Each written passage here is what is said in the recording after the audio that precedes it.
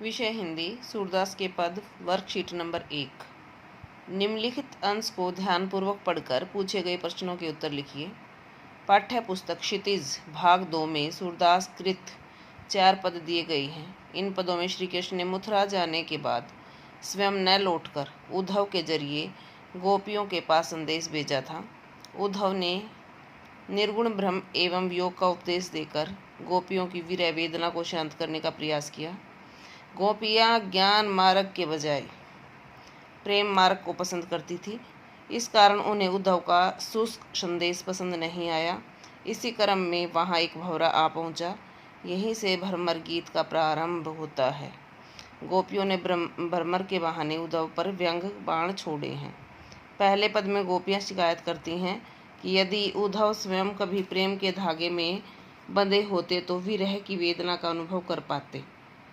ये संदर्भ है सूरदास के पद क्षितिज भाग 2। अब इसमें से क्वेश्चन है, श्री कृष्ण ने उद्धव को गोपियों के पास क्यों भेजा?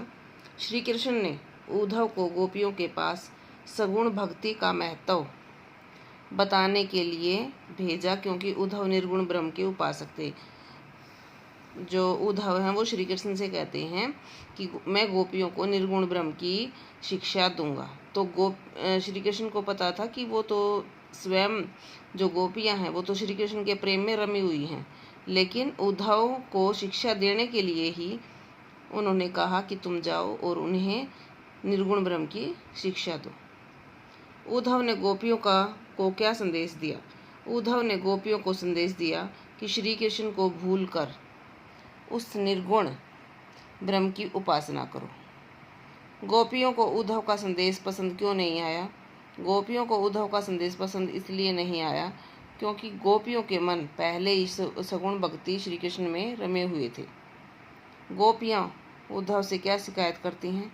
गोपियाँ उद्धव से शिकायत करती हैं कि श्री कृष्ण अब और अधिक चतुर हो गए हैं, जो उन्होंने योग का संदेश हमारे लिए भेजा है।